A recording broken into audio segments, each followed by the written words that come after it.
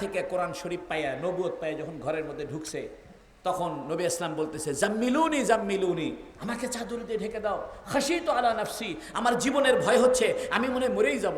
খাদিজা বলতেছে, কাল্লা, কখনো আপনি মরবেন না, এরকম ভাবে ভয় করিয়েন না।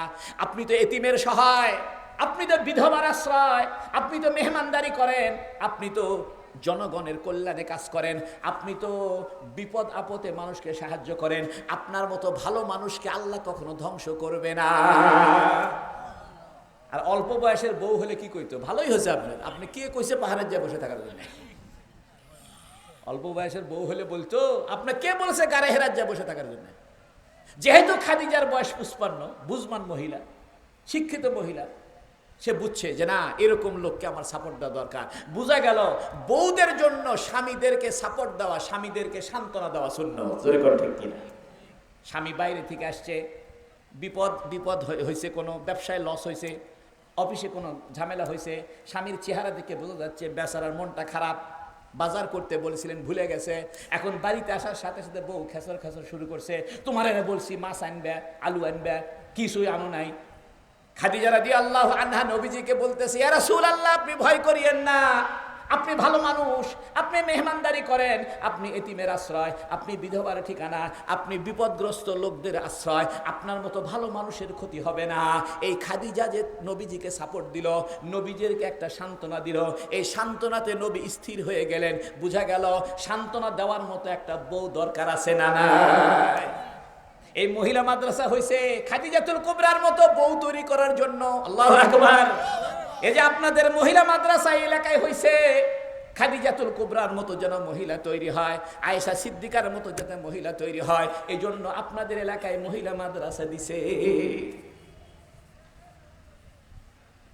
আয়েশা সিদ্দিকা কেন বিয়ে করলেন, এ কথা বলে দোয়া করে দিন। রাসূল সাল্লাল্লাহু আলাইহি সাল্লাম দিনের বেলা যা কাজ কাম করেন, এগুলো তো সাহাবীরা দেখে, আবু হুরায়রা দেখে, আব্দুল্লাহ বিন আব্বাস দেখে, আব্দুল্লাহ বিন মাসউদ দেখে, এরা দেখে, হাদিস মুখস্থ করে আমাদেরকে বর্ণনা করছে।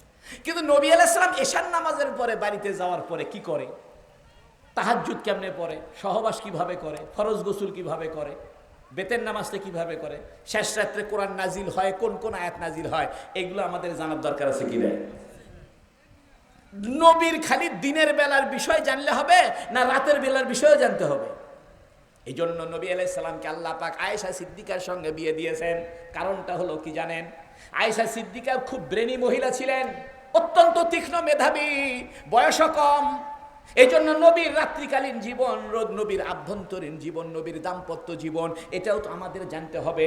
নবী স্ত্রীর সঙ্গে কেমন ব্যবহার করে, ফরজ গোসল কেমনে করে, ফজরের সুন্নতটা কেমনে পড়ে, রাতের অন্ধকারে কোন কোন আয়াত নাজিল হয়, এগুলো জানার জন্য তো আমাদের প্রয়োজন আছে।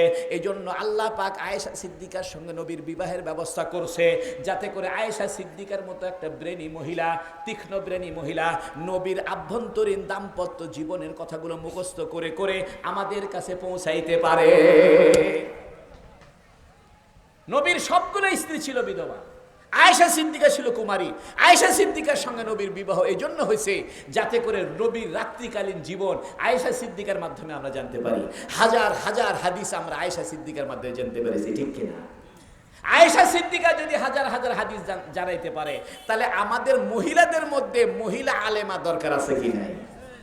আমরা যারা পুরুষ আলেম আছি, পুরুষের সাথে দেখা সাক্ষাৎ, মহিলাদের সাথে তো আমার দেখা সাক্ষাৎ নাই।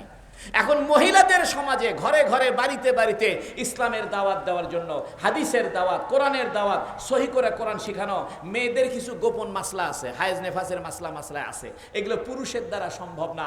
এই জন্য আপনাদের মেয়েরা যদি এই মাদ্রাসায় পড়ে আলেমা হয়, ওই মেয়েরা মহিলাদের অঙ্গনে ইসলাম পৌঁছাবে। ঠিক কিনা বন্ধুরা আমার? রাত প্রায় অনেক বাজে, আর 10 মিনিট আছে 12টা বাজতে। আল্লাহ রাব্বুল আলামিন আমাদের সবাইকে কবুল করুন, জোরে বলেন আমিন। ওয়া আখিরু দাওয়ানা আনিল হামদুলিল্লাহি রাব্বিল আলামিন।